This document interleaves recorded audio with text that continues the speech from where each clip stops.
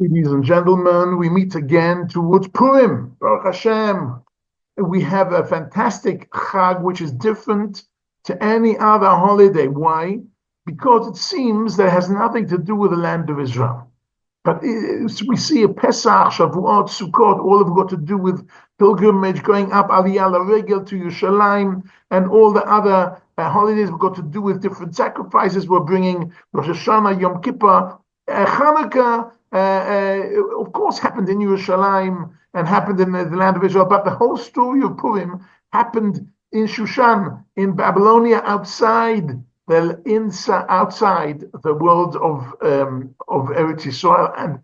But you have to understand, it's impossible that there is a holiday, such an important holiday, that has got nothing to do with the land of Israel. The land of Israel is not just a piece of real estate. The land of Israel is part of our Jewish identity. It's where we all came from. It's where we're going to, where we're all going to. It is where we're praying towards. We don't say Birkat Hamazon.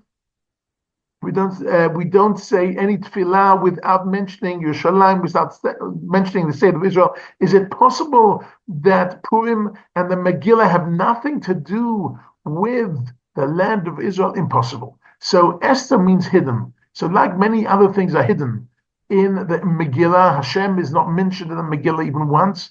But so also Eretz Yisrael, the land of Israel, is hidden in the Megillah. And in the next few minutes, I'm going to try and show you how actually the main hinge of the whole story, the main point of the whole Megillah story is the land of Israel and the strong connection to the land of Israel. So let's go. So in order to understand this, we have to understand and go into the different personalities we have in this story. So first of all, we have a personality called Mordechai. And Mordechai is defined by Ish Yehudi Haya b'Shushan Abira U'Shmo Mordechai ben Yair ben Kish Yishmini. And then we go into a tune of Eicha. We say, anyway, we mentioned he is from Jerusalem. And in fact, the Vilna Gaon brings down that in that pasuk it says Hogla, which means he was thrown out of Yerushalayim. It says 3 times, Hogla Yerushalayim Hagola Shaglata Im Yechonia Melech Yudah Hogla. 3 times the verb Hogla to take him out of Jerusalem is mentioned 3 times, because Mordechai loved Yerushalayim so much that he had to be kicked out 3 times.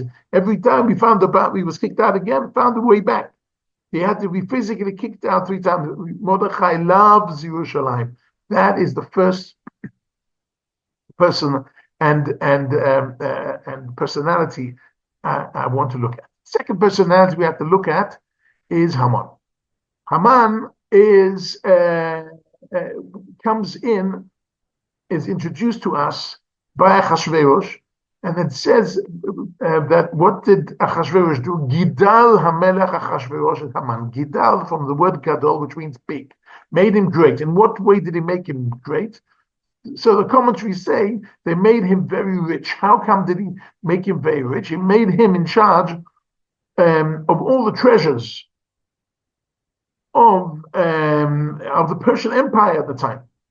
So he was the richest man. Therefore, everybody was bowing down to him. Therefore, he thought he was a god because he had such incredible riches. But how did he get such riches? The Shemi Shmuel, who was the Rebbe of Sochotshov about 100 years ago, brings an interesting overview of the finances of the world.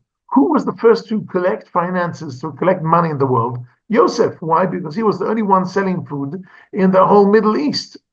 So he made Egypt into a very wealthy nation. What happened to the wealth of Egypt? It says by Natzlu et Mitzrayim, when the Jews left Egypt, they emptied Mitzrayim from all its values and from all its money.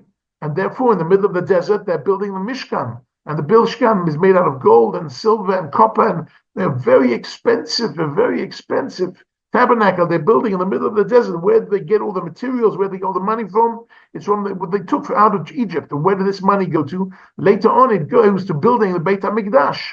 And the Beit HaMikdash is very, very glamorous and very expensive. So that money continues from Beit HaMikdash and Shlomo HaMelech becomes very rich and just adds to that even more money.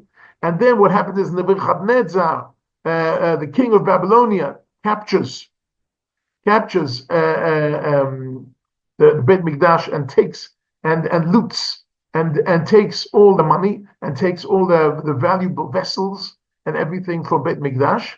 And then the Persian king overcome the Babylonian kings. And we're talking about Achashverosh, who was the king of Persia.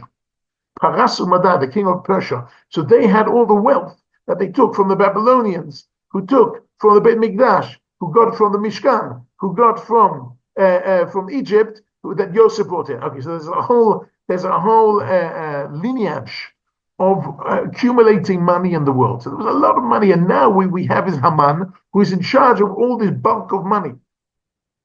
That's what we know about Haman. Now let's go into the third personality, which is Vashti, who was the queen actually. And now we have to go a bit into the story itself. Story itself starts about a party for 180 days. Ladies and gentlemen, have you ever heard of a party for 180 days? It's a huge party.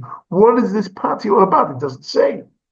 What is Achashverosh doing, making such a big party? So the Talmud tells us that he knew the prophets, the prophecies of Jeremiah, of Yirmiyahu, and the prophecy said that after 70 years, I will redeem you. And he counted 70 years from the beginning of the first destruction.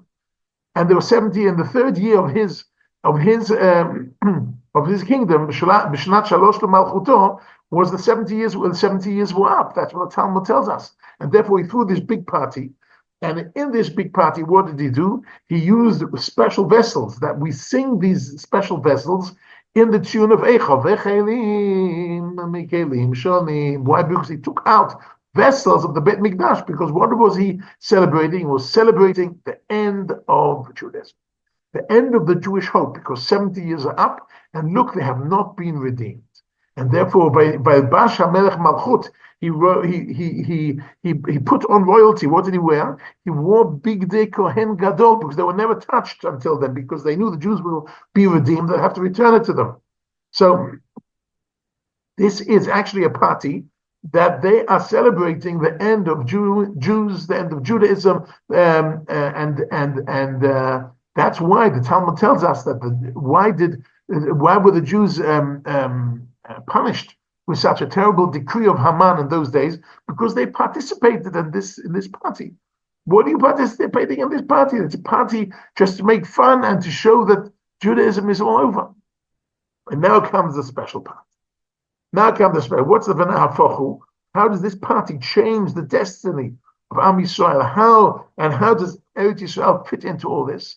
Well, as I said, two main things happened at this party. One is they made Haman into such a great rich person, and the second thing is the king divorced Vashti and brought in Esther instead. And this king with Esther had a child. That's what the historians say. He had a child. That child was Darius. Some people say it was Cyrus.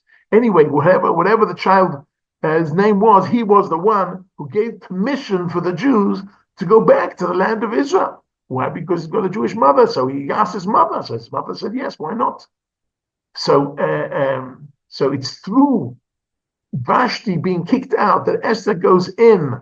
And Esther, through Esther's son, we get the permission to go back to the land of Israel.